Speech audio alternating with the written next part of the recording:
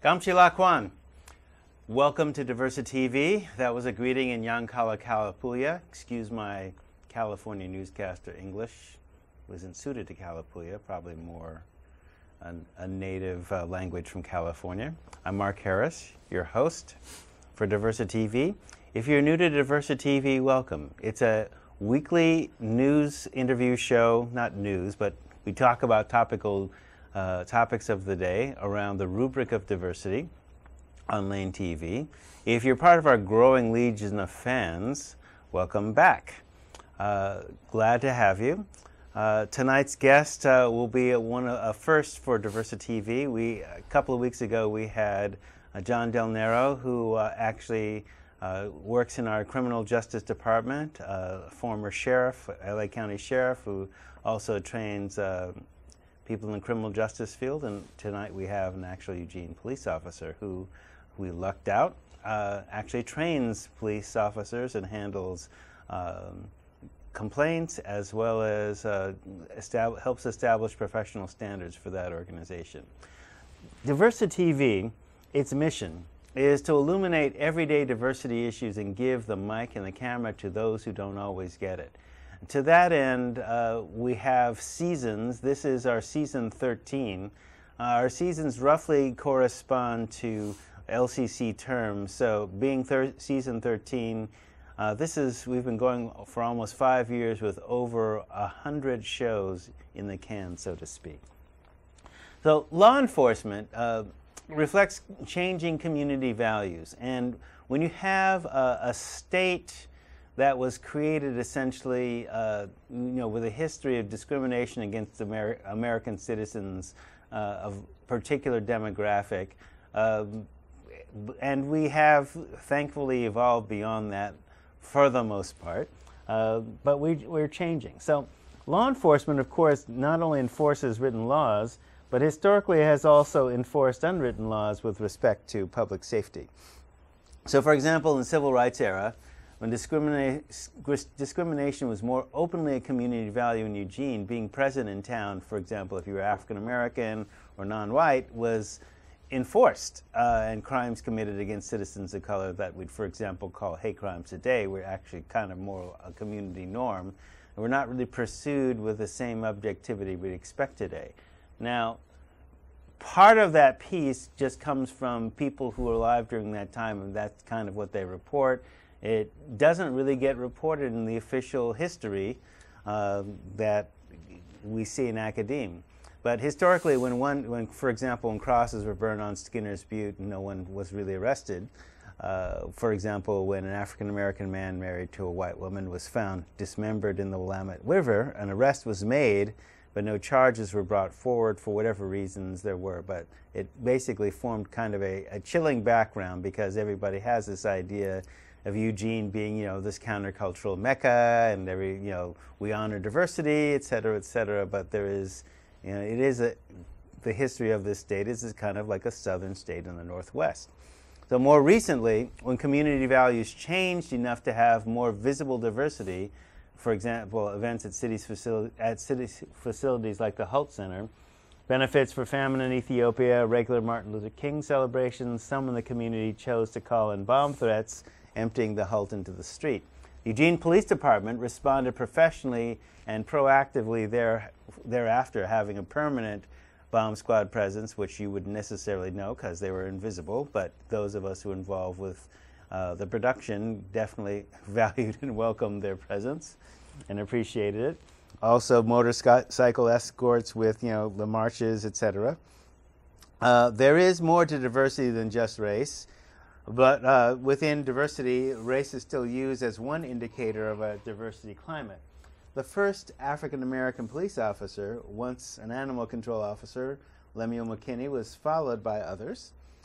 During the civil rights, Black Power, Vietnam War, counterculture era, the relationships between various sections of the community began to change, and eventually with it, of course, the police department. Eugene was the second city in Oregon to have an African-American police chief, Len Cook, in the early 90s, I believe it was, after Portland's Charles Moose. Len Cook initiated the Citizens Academy, of which In the interest of full disclosure, I was the first African-American graduate. So, captured from their website, the mission of the Eugene Police Department is to enhance the quality of life in our city by providing quality police services. We work in partnership with the community to promote safety and security, enforce laws, prevent crime, and safeguard the constitutional rights of all people. The Eugene Police Department takes people's concerns seriously. We believe the public is entitled to efficient, fair, and impartial service. We investigate all allegations of employee misconduct, respond to service complaints and inquiries about employee actions or departmental policy, and document all commendations received from the public.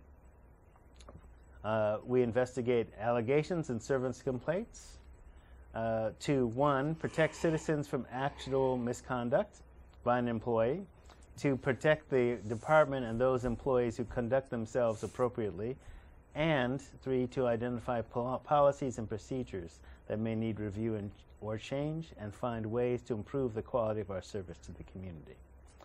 Our guest tonight is Lieutenant Scott Fellman from the Office of Professional Standards, Eugene Police Department. Welcome, Scott. Hello, Mark. Thanks for having me. Yeah. Where are you from? Originally? Yeah. Well, I was born in Chicago. Grew up in the Portland area.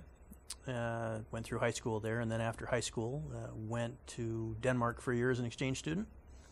Spent a year over there, and then came to Eugene to attend the University of Oregon. I've kind of been stuck here ever since. What was your major? Telecommunications and film. Oh, okay. So, how'd you become interested in law enforcement? Well, first I had a brief career in the sound business, doing live sound for concerts. Okay. And had reached a point in that after college where it was clear that I was going to have to go on the road full time in order to make a decent living. Right. And life on the road isn't all it's cracked up to be. No, it isn't. Around the same time, I had become a reserve officer with Eugene Police Department. Okay. And I got into that because at about age 6 or so, I found a wallet badge in a friend's toy chest at their house, and asked his dad about it. And he said, well, I used to be a reserve deputy, and I think that everybody should be a reserve officer at some point because it's a great way to do some community service and give something back. And he said, I think everybody should understand what police do and why they do it, and that's about the best way there is, short of doing it full-time, to do it. Well, I was fortunate enough that Eugene had a reserve program at the time. I was able to get into that, and kind of fell in love with the work, and they hired me. How do you get to be a reserve police officer, and what do they do, and how are they different? They're sworn, aren't they? They are sworn. Okay. We don't currently have a reserve program, unfortunately. That program was cut several years back, and we haven't had the money since then to bring it back into place, so we talk about it from time to time. But at the time, the reserve officers for Eugene were fully sworn police officers. We went through a local academy that was equivalent to the academy that the state put on. Okay. In fact, better in some ways. Right. Well, that's what a previous guest said, that your academy is better than the state one. But. Well, thank you to him. Anyway, the only real difference between the reserve officers and the full-time officers was that we weren't allowed to work alone. Okay. And that was a labor issue as much as a safety issue, that when you're not doing it full-time. You part of the union? We're not part of the union. So you wouldn't want to have a volunteer reserve officer because the reserves weren't paid, displacing somebody who was there to work. So we worked with them. And it made sense for safety reasons as well, because it takes a long time as a reserve officer to get your skill level to a point when you're only doing 24 hours a month or 50 hours a month, to a point where you really would be safe working by yourself to the level that you'd want to be. Plus, it was a lot of fun working along with senior officer. The coach that I had for most of my time as a reserve is a fantastic officer. As a detective now, and I learned a lot from him and from the people that he worked around. So, as reserves, you work patrol? Work patrol primarily. Okay. Occasionally had opportunities to do other things, but primarily patrol. And the uniform is the same uniform all the other officers wear. The only difference was that the badge that the reserve officers wore didn't have color on the seal, and it said reserve officer instead of police officer. Okay. Otherwise, there was no way to tell a difference between a reserve and a full-time officer. And so you do all of the things that regular officers do. You go along with them. You get to drive the car. You go to whatever calls they do, help investigate the crimes, go to court and testify, take people to jail, all of the things that a regular officer does, just not every day. There are, remember this kind of from Citizens Academy, even though it was a while ago. So how many divisions are there within the police department? There's patrol. There are, it's changed a little bit. Yeah. Is in influx right now. Has been up until very recently. We had an investigations division, Yeah. patrol division, technical services division, and operations support division. Okay. Yeah. We've recently split patrol up a little bit so that there's two basically operations divisions. One that's patrol and special operations, which is SWAT, K9, the traffic enforcement unit, and so on. And then another operations division that is patrol focused on the other side of town, divided east-west, and also our investigation section. Okay. So we've kind of split that up a little bit. And it, for a couple of reasons, helps us focus geographically on our property crime reduction efforts, and also divides labor a little more evenly between those two division managers because of the number of employees that they supervise in each division. And then, of course, Technical Services Division, which is our records section and communication center. We actually run a 911 call center here in town that takes calls for our region and routes them out to other police agencies, as well as dispatching police and local and regional fire. Okay. And then Operations Support Division, which is the one I'm currently assigned to, is primarily Office of Professional Standards, but also finance, and works almost seamlessly in a lot of ways directly with the Office of the Chief on labor relations and contract issues and facilities issues and fleet management and those types of things. Okay.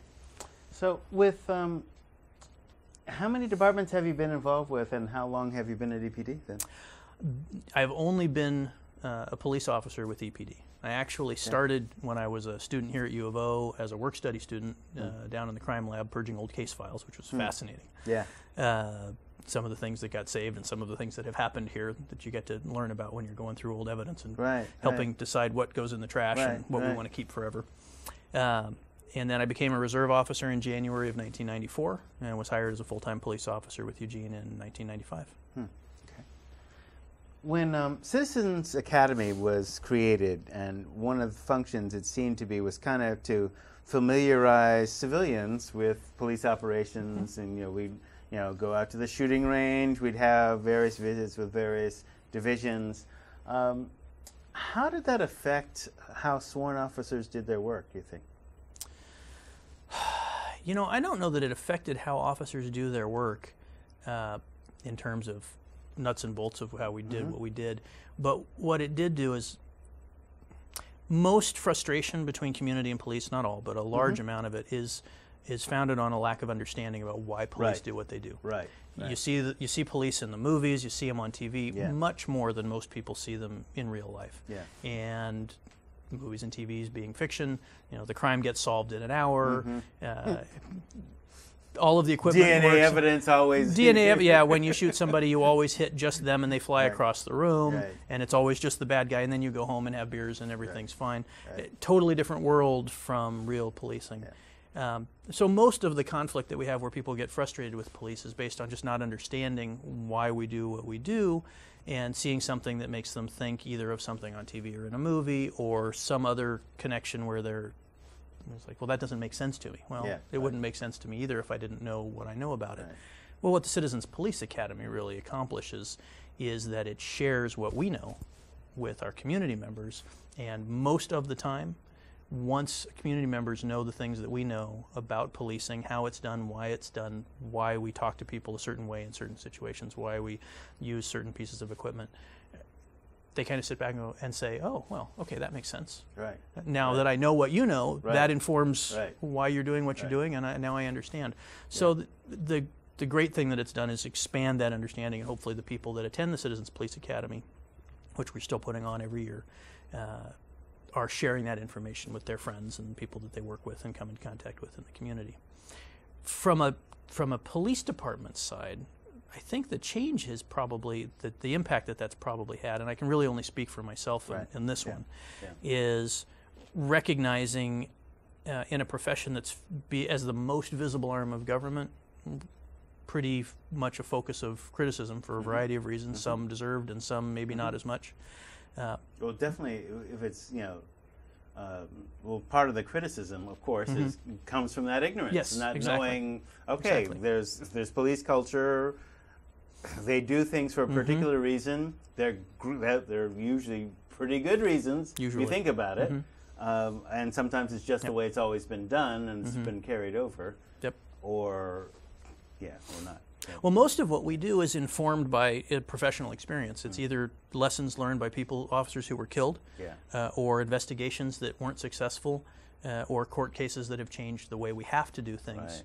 Right. And so it's evolved over time, and it's constantly evolving. We're constantly looking for better ways to do things. But what officers get, I think, from the Citizens Police Academy is they get to meet people who are interested in what we do and who are willing to listen, and the relationships that get built in going and teaching to Citizens Police Academy, and you meet a lot of our officers if you attend. Yeah. It's not one or two, and they're not scripted, and there's no supervisor sitting in the corner monitoring to see what they say. You've been through it. Right, you get honest answers to tough you questions. Do. You do. Right. And in a format where people can take some chances and say things that might be uncomfortable in different settings. Yeah. So you really get to understand how things impact the people doing the work and how they see the community that they serve. But for the officers to see that there are that many people in the community that are interested and genuinely care about having quality police and are supportive, I think has a big impact on their ability to continue to do the work. And the officers that I've talked to who presented Citizens Police Academy for the first time generally come away with this big smile on their face, that it was really fun. It was great to interact with folks in that non-enforcement environment where they get to share their experience and tell their story. And the officers are learning stuff too, because they hear what the perceptions are from the community members, why something seems weird to them, and they get those same aha moments of, oh, I can understand. If that's what I knew, I would see it that way too. So the next time they're in a situation like that, they're better able to understand what the person they're talking to or interacting with may be perceiving and maybe adapt what they do accordingly. Yeah. So your office, what kind of issues does the Office of Professional Standards deal with? Because when we first met, through our, again, in the interest of full disclosure, even though we're not news, I am the press. So one of the things you have to talk about is we met as part of because you were Chief Kern's designated liaison for talking with the United Coalition of Color, which is at the time, still focused on disproportionate minority confinement issues, right? And the police have a big role to play in that, right? So when you first described your role to me, and I was thinking, wow, okay, so almost like an IAD thing, so internal affairs, complaints, right? Training, and then there's other functions as well. So why don't you talk about it? I thought that was unique, because that could work, or that could, depending on who it was, that could be dangerous too, but hey, here we are. Well, it's changed a little bit just recently. It used to be policy development and internal affairs, and very recently some community outreach efforts. Some of the listening session work that the police department's been doing has been assigned to the lieutenant in the Office of Professional Standards.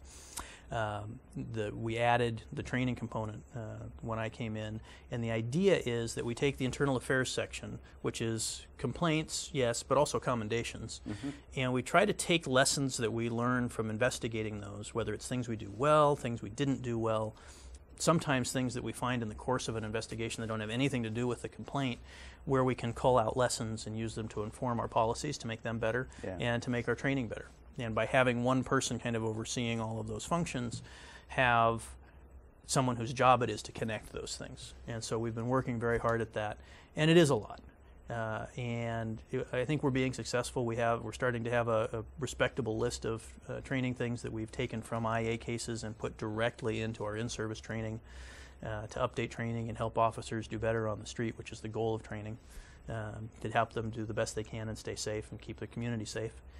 And it works because the people that work in my section are amazing.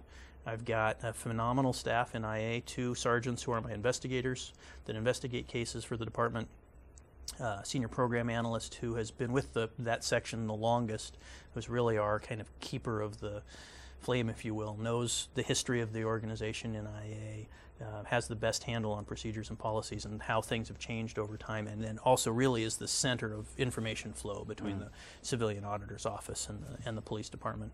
And then another admin assistant who helps us keep all of that tremendous amount of information moving. And they do a fantastic job. And so fortunately, having such a good crew, I don't have to spend a lot of time because with them, other than routine support stuff, because they do so much on their own, they're so self-sufficient, so competent. Similarly, in the training section, the trainers in the Eugene Police Department, and I say this with a great deal of confidence because I've been to training around the country and have seen, and outside the country, and have seen trainers from large agencies and small. And I'll tell you, I will put our department trainers, the quality of their instruction and their ability to teach up against any law enforcement trainers anywhere. They are truly outstanding teachers. They constantly strive to learn to be better. They're really, really committed to making sure that the officers they're teaching learn as much as they can, understanding that their safety is at stake in a lot of what they teach. And again, because of the quality of that, I'm able to go to a training unit and say, hey, here's a lesson that we think we've pulled out of an IA case. How can we put this into training? And they're going to find a way to do it and make the training better. And they're doing that. They're doing exactly that. I want to highlight this because IA, as you say, even though it's complaint-driven, there's also commendations. Yes. So there has to be, I was wondering, because a lot of times military-esque style organizations are, it's threat assessment, and okay, we need to deal with this, but what about just simply feedback? Like, have you considered this area? So without generating complaints, getting feedback, because you did say that you did allude to that. Yep. How can people, give you suggestions or help you that aren't necessarily complaint-driven, but, could be common scenarios like domestic violence? Because I know in terms of as a culture, DV situations are hard to deal with, and mental health, another hard to deal with. I mean, that was one of the conversations I had with Len. He was trying to recruit me. I'm saying, look, I'm in social work and I'm in drug and alcohol and addictions because I can't do what you guys do, right? And if I join your organization, then I definitely can't do with what you're doing, what I'm doing, because that might compromise safety, though. There are some things we could learn and teach each other. Absolutely. So how do citizens or anyone basically help you with those sticky situations? Sometimes it starts off as a complaint. Yeah. In those situations, usually it's a single individual who's upset about how something was done. Right. And they'll mention in the course of investigating the complaint whether it's we have several different layers of complaints. We have allegations of misconduct, which is our more serious. We have service complaints, which is I'm not really happy with the way that was done kind of complaint. But we also just have inquiries where people can ask, I had an interaction and I just have a question. How do you guys handle X? How do you deal with this type of situation? And we'll tell them, because we want people to know the answers to those kinds of questions. And if they have suggestions, that's an opportunity for them to get them directly to us. And because it all comes through one office, we get a chance to do that. We've connected, one of our internal affairs supervisors is also in charge of our crisis intervention training program for the entire department. And so they talked with a community member who had some also mental health crisis experience and shared experiences and some suggestions with us that can then be folded into training or policy for us. So on an individual level, often it comes in that way. On the professional agency to agency level, agencies contact us.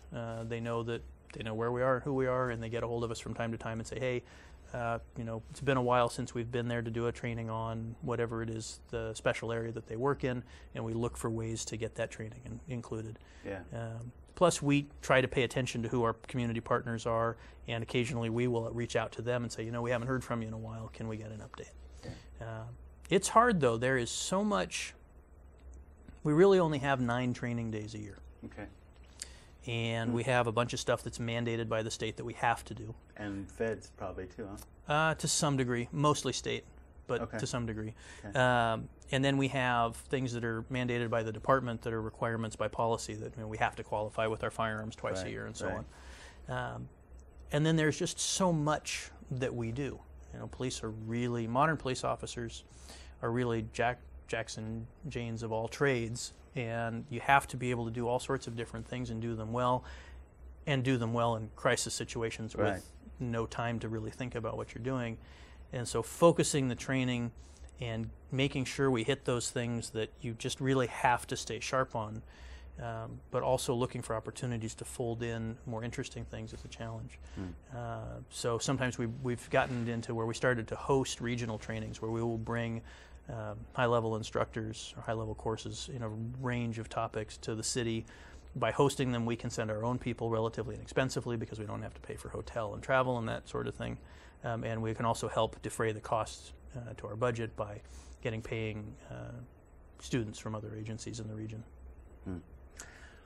So when I've had this conversation with you and Pete and others, I would raise the comment that from back in the day, and I'm talking about like 80s, okay.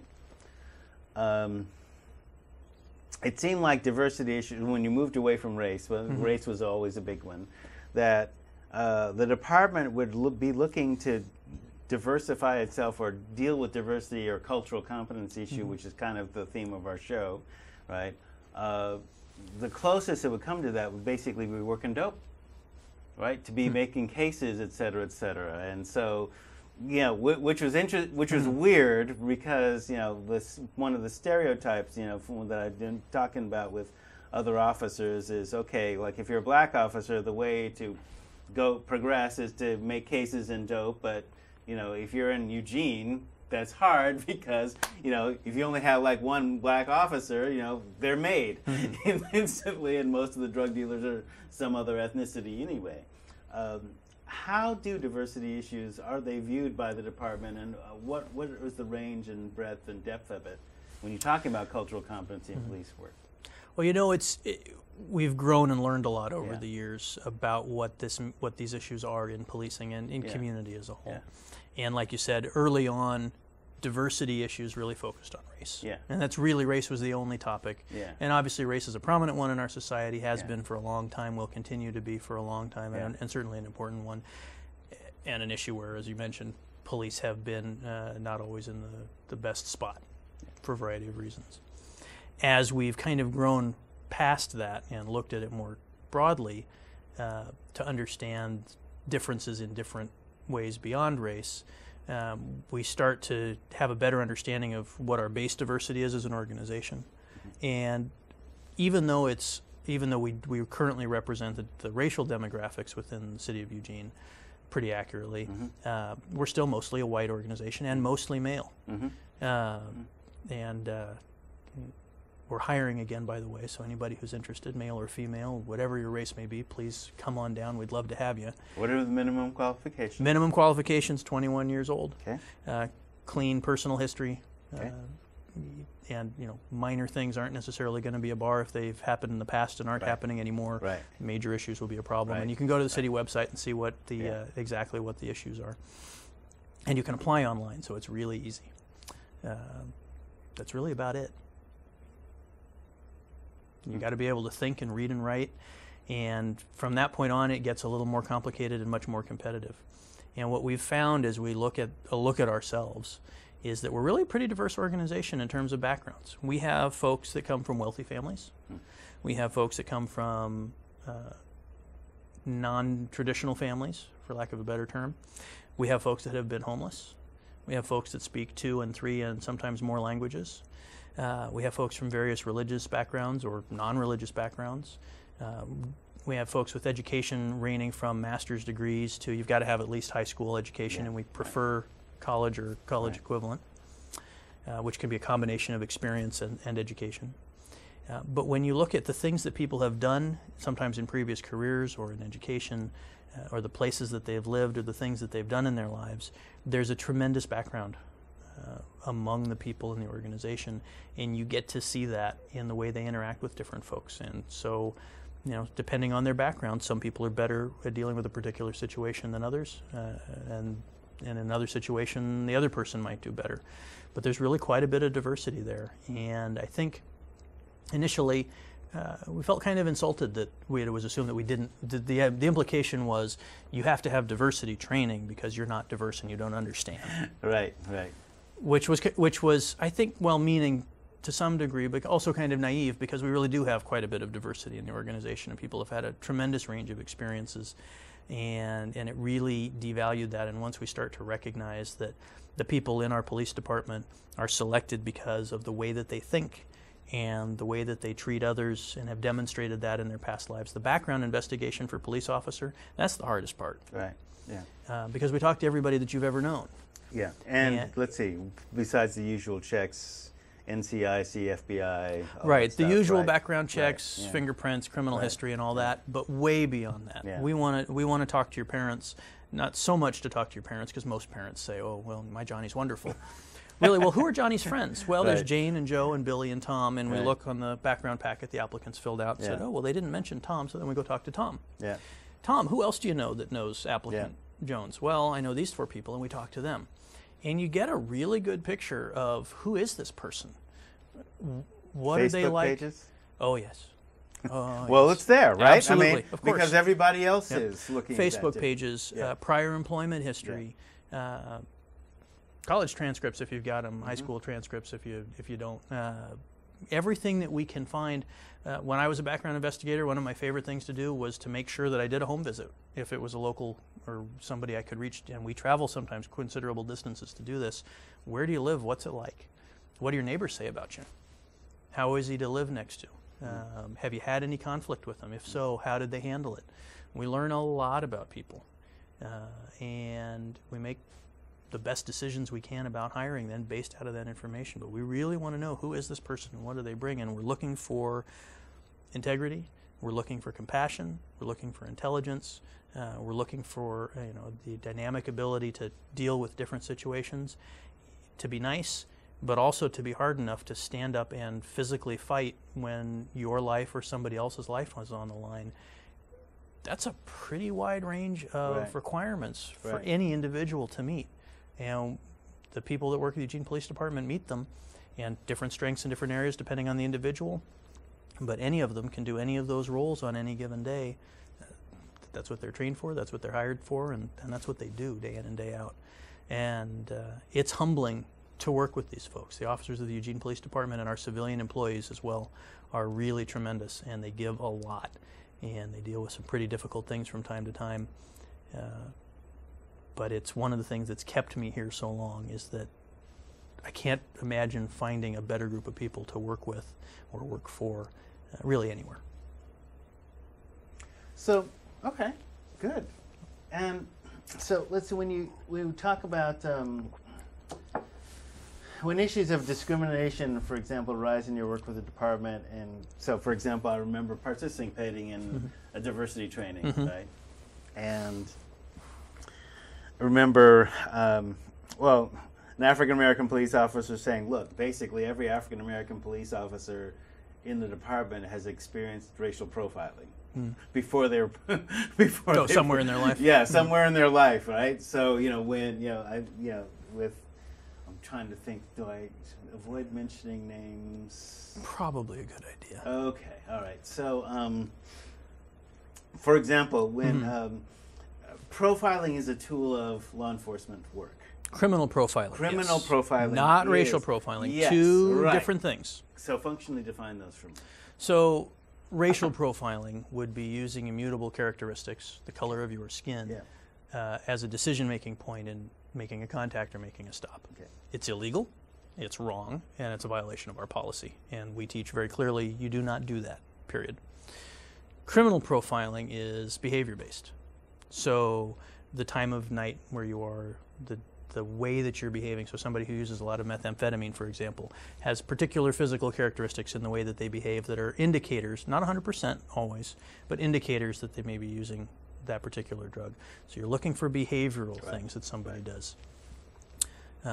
If they happen to be a different race from your own, then you have to figure out for yourself whether or not you're using that as a factor in making a decision on whether or not to initiate a police contact. And that's where a lot of the current training focuses, is how to teach folks to kind of do an internal check and say, if I see you walking down the street and I think, oh, I'm going to go stop him for doing whatever it was, or I'm going to go contact him because it just seems wrong, to ask yourself honestly, if he was a white female, would I have the same feeling? And if the answer is yes, I would do the same thing, then you're being honest with yourself, then go right ahead and with confidence that you're making a good decision. But so behavior. Now, if a description of a suspect, if somebody calls and says, somebody just pointed a gun at me and took whatever, so we've got a robbery, and they describe the person that did that, and race is part of that description, he's a black male, or he's an Asian male, or he's a white male, well, then I'm not going to go and stop people that don't fit that race. So in that case, you can use that physical descriptor, but that's because you have specific information that that's what you've got. Yeah. Now, the tricky thing is when you stop somebody and you've established for yourself, I'm making this stop for lawful, valid, ethical, and within policy reasons. But the person that you're stopping doesn't know that. And if they've had prior past experience where they felt or know for a fact that they were stopped based on their race, they were being discriminated against, or they've simply heard enough about it that they're expecting it to happen, they don't know in that initial moment of contact why you're contacting them until you get far enough into it to explain it. And sometimes you don't get a chance to. And so that's certainly uncomfortable for the person, especially if they really haven't done anything wrong and it is the wrong person and they're not up to no good. But that's where some of the difficulty comes in. Yeah. So in addressing that, then, because, I think of all these nuances, and I work dope, right? As, to use the cop phrase. Okay. So I have to deal with people on both sides of the law who were, at the time of contact, in elevated states of inebriation, and therefore you're in a blackout situation, and, there's a continuum of force, and I know that from before from Citizens Academy, but now definitely okay. So verbal command is one of the initial levels of it, and so you need to do what they tell you to do. But if you're in a state where you can't remember, then they lay hands on you because you didn't do the verbal command, and the next thing you know, you wake up and your face is bloody from being on the ground, et cetera, et cetera. I'm not talking about this is a Eugene police encounter, but local area. Right. Okay. This is what happened, and when you drank, essentially what amounts to 20 doses of alcohol, your blood alcohol level like 0.30, then that's not good. You're publicly inebriated, et cetera, right? Now, if you're in 40th and Donald, as opposed to the university neighborhood, and you become a public disturbance here, because you've had conversations, and we've got, I'm not going to say that it's specialized enforcement as related to the university area as, the South Hills, but there clearly has been problems around here, stereotypically, right? Sure. So that becomes another culture. Well, not even stereotypically, based on reports from community members consistently year after year. Right, yes. Consistently year after year. So allegations may get raised about, okay, do you treat the football players different than the regular students? How do you handle that as a training issue? By just addressing it straight on is really the easiest thing. You simply tell people, you base your decisions in terms of enforcement on behavior, not class, not how much money you have, not whether you're a football player or not. In either direction, you don't get a break because you're a football player, but we also don't get singled out for selective enforcement because you're a football player either. We don't, not because you're a student, but because if you're a student who's getting a ticket, it's because you're breaking the law. If you're not breaking the law, no ticket. So there's a decision-making piece. We're almost always reacting to something somebody else has done, and the first decision is that person's. If they decide to break the law, then they are opening themselves up to the possibility of enforcement action. If you don't break the law, you may still inadvertently do things that make it look like you are, and you may get contacted for an investigation, but at the end of that investigation, which has to be reasonable in scope and duration and location, you're going to be on your way. Hopefully with some questions answered if there's time, and maybe not much more than that. The tricky thing is, from a diversity training standpoint, our early diversity training was perceived very much from the police officer side as accusatory. You're bad. You're doing things, and some of it based on from the perception of the folks that were presenting information that was perceived that way, based on things that actually have happened somewhere, here or somewhere else, to them or someone else in time. So there's factual basis for it. But as a teaching tool, if you go into a group of students and as a college professor, and start accusing people of not knowing their history, you haven't been paying attention. This is a history class, and you're all terrible because you haven't paying attention. Are they going to soak in the history lessons? Probably not. They're going to probably resent it and tune out, and it doesn't feel good, and it doesn't make you want to study more on that topic. And that was kind of the experience that we had. And so we learned from that and started to think more about, well, wait a minute, what is it that we're trying to accomplish? Well, we want officers to understand the community they serve even better. We know we have a pretty broad base because of who we hire and what their backgrounds are. What can we do to broaden it, particularly in areas of minority status or different cultural status that we don't interact with as much? And that changed the nature of diversity training completely. And from there, we've basically had two different things. We've had a program that's been adopted pretty widely from the Simon Wiesenthal Center, Perspectives in Profiling, which is a video-based program that works on decision-making and ethical decision-making and race-based decision-making and how to make sure that you're making the right decisions for the right reasons in a police-specific environment. So that's one thing that we've done. The other thing that we've done is just to bring people in to talk about their culture. My favorite was one where we had somebody from Palestine, somebody from Iran, and another community member who's Sikh, and they talked about their cultures, some of the traditions and trappings and history and beliefs, and non-accusatory. Didn't talk about here's a police experience where I had a bad thing. Here's who I am, here's where I come from, and if you see somebody dressed like me, this may be who they are, as opposed to this. You combine that with lunch, because having a chance to sit down and eat and talk about stuff, I think, really opens people up. Yeah. Not just to eat, but to think. You think about meetings where there's food, the conversation flows much better. Much better, right. That has been pretty positively received. So that's where the focus is now, more in cultural competency, is let's share information so that officers understand, much the way that we use the Citizens Police Academy to help community members understand police and what police do. Because I remember, not only having experiences on both sides of the law with clients and professionals, but doing anti-war marches, et cetera, right? And then, all right, how much time do you have when a CS canister goes off before you can throw it back, or explodes in your hand or your face or whatever? And I'm thinking about I don't know how far back your memory base goes back, but I remember the teachers' strike in Eugene, which was kind of a black eye for the department because, and I realized having some regrets because I said, okay, I know these folks are going on the picket line, and I know police are going to be called at some point, right? So, okay, do not approach a police line with a picket sign. They're trying to think of that as a weapon. Okay, so if they tell you to do something, drop the sign, lay down or whatever, do what you want to do, and then you won't get hurt because then you don't have the scene about the librarian getting, hit over the head because they're trained to react the way they're trained to react. And there you go. There's that piece.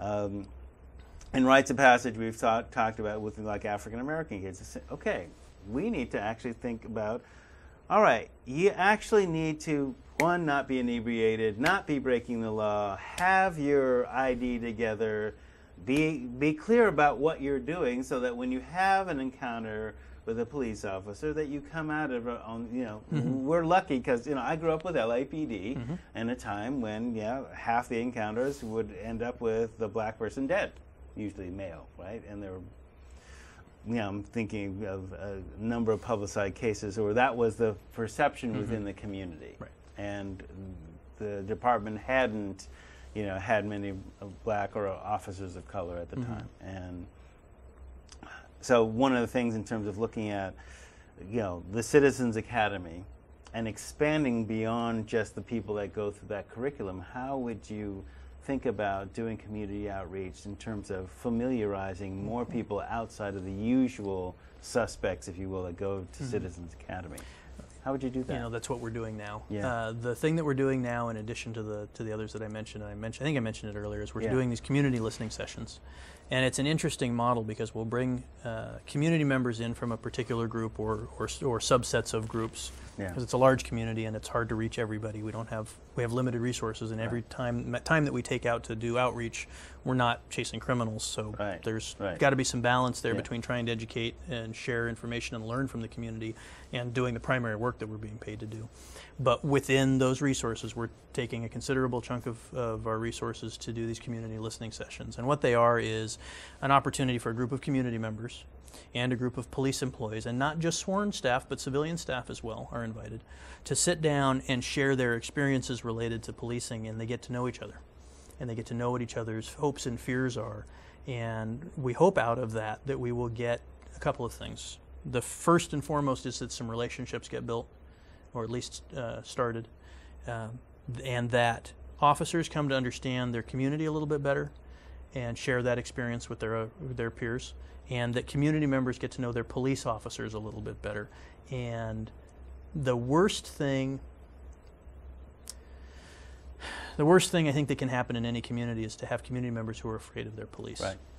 Yes. Because then they don't report things, and people become victims unnecessarily because they're not willing to report to police. When that's happened through history, organized crime gets established in places, and bad things happen, right. and it's really not good. And we've had that happen with, like, for example, Comunidades and that whole effort around Latino community and, dealers. Italian community, Russian community. Right. Take your pick. Any immigrant group throughout the history of America coming in, if they get isolated from the institutional authorities, and of course, depending on where you are in history, maybe that was a good thing, maybe not. Right. But it allows those types of things to happen, and we certainly don't want that to happen here.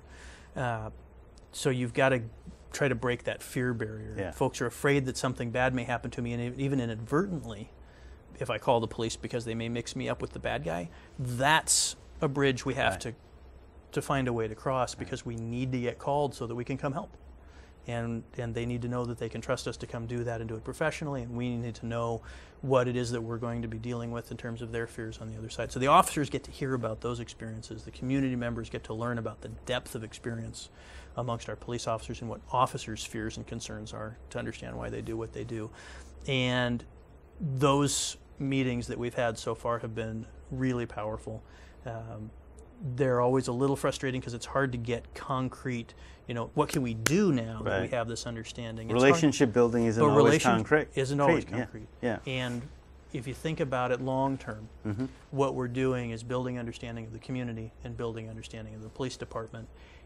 That in itself should filter into better interactions as we go along. So that's what we're doing now and spending quite a bit of energy on.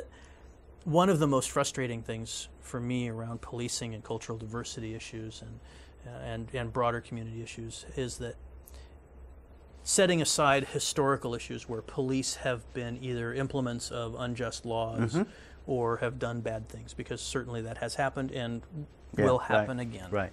We're human. So somewhere, someplace, the authority is going to get misused. Police have been heroes and also villains in history, depending on where you are. Yeah. And when. Today, here, police are the front line of defense for civil liberties and civil rights.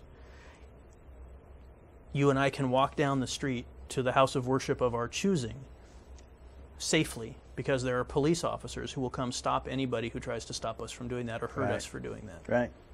Right. You can say what you want on any street corner because there are police officers who will come and stop anybody who tries to hurt you for saying what you want to say because they don't agree with it. And if folks in Eugene or Lane County or Oregon don't think that there are people in our community who feel that way, that they are willing to go and hurt somebody because they disagree with them,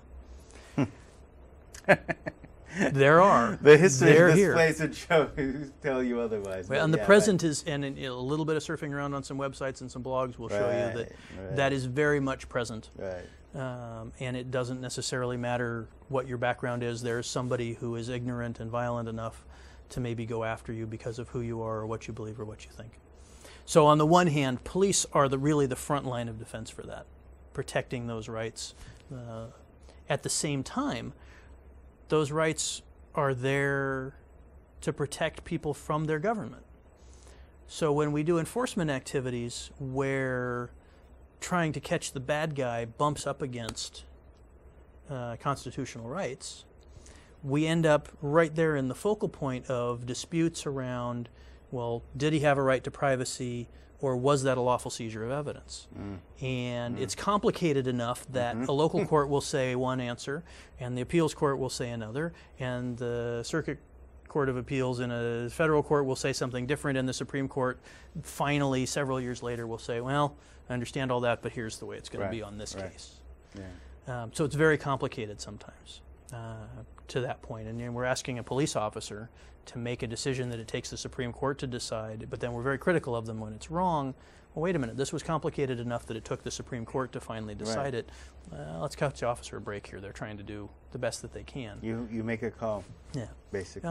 So we're the guardians of those rights, but we also do have, we're in the best place to inadvertently, or intentionally, hopefully not, but to inadvertently cross that line and ended up inadvertently violating a right, trying to protect somebody else's right, which is generally the victim in whatever the crime is that we're investigating. So it's a tenuous, tricky place to work.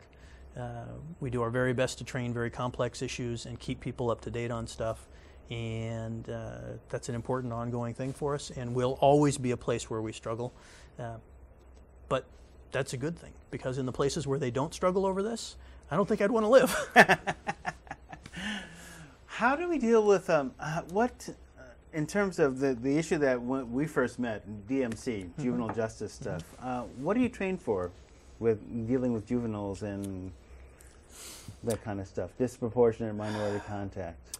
Well, from a cultural competency standpoint, we don't look at juveniles any different than we do adults. Okay. Again, everything that's enforcement based is based on actions. Yeah, right. It doesn't matter what your race is. It doesn't matter where you come from. If you are behaving in a way that violates the laws as written, then you're subject to enforcement the same way as anybody else is. So there's really no difference for us in that. We don't want to discriminate based on race. We don't want to discriminate based on gender. We don't want to discriminate based on age. So it's behavior-based. You can be a young black man in Eugene, and unless you're acting in a way that appears like somebody a reasonable officer would think is criminal behavior, regardless of what your race is, you shouldn't be stopped. But if you are, well, for example, when we get into when I was on the gang task force, well, the first one anyway, I don't know what's it involved now, but 80% of the what they were calling one black style gang, but then when it's 80% of the kids in black style gangs are white kids, you can't call it black style anymore. They call them California style. California style used to be LA style, like that's different. But in any case, or LA style. LA style is more style, accurate. Right. So they're again kids acting in behavior that is gang identified and all that kind of stuff. Then there's also the issue of like supremacist gangs and all, so it's behavior driven. Absolutely. How do you deal with intel issues when it is when it's like majority white and the gang involvement is politically motivated, et cetera, et cetera? Again, it's it's all behavior based. Yeah. It doesn't matter if it's a white supremacist gang or a black LA style criminal gang. If you engage in behaviors that are illegal, then you're going to be subject to police activity and entry into the criminal justice system. If you don't do those things, if you stay within the law, so a white supremacist group that all they do is they blog a lot and they stand on street corners and do hate speech, but they don't threaten anybody in a way that's imminent. They don't engage in other criminal activity like vandalism. As long as they stay within the law, that's okay. I was at a community meeting some years ago when somebody asked, well, what do I do if I see a Nazi walking down the street? Who do I call? I said, why would you call anybody? Well, they're a Nazi. Well, how do you know? Well, they're wearing Nazi paraphernalia that clearly indicates that that's how they feel. I said, okay. Are they committing any crimes? And the person, to their credit, sat back and went, well, no, they're walking down the street. Okay. Don't call anybody. Right. You might want to go, if you're feeling courageous, go ahead and have a conversation with them. Introduce yourself. Ask them if they are in fact Nazi and why. But don't call the police because they're not doing anything wrong. Yeah. Now, if that same person starts throwing a brick through your window or looks like they're about to throw a brick through your window, please call 911 right away. Don't hesitate. Same thing regardless. If they're not breaking the law, it's not really our place. What do you think about training for the future? Training for the future, wow. Where do you think it's going to go? Our training now, we see more and more looking for ways to get the most learning out of training time, which is very limited.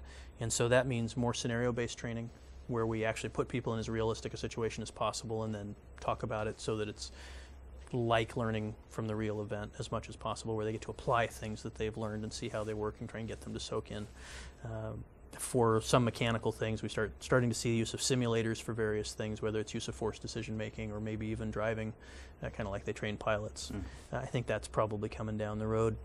But a lot of the things, a lot of the physical skills training is going to stay the same as it always has been. The techniques may change, but the basic needs are always going to be there, because at the end of the day, you're still going to need a police officer who can physically grab the bad guy and force him into handcuffs and take him to jail. Yeah. That same officer has to be able to talk to the 3-year-old whose parent has been injured in a crash. Yeah. And do all those things. I want to thank you for coming. Oh, my pleasure. It's been great. Thank you. If you like what you've seen, email us at liveclass@lanecc.edu. Put DiversiTV in the subject line. Tell a friend. Until then, go well, stay well.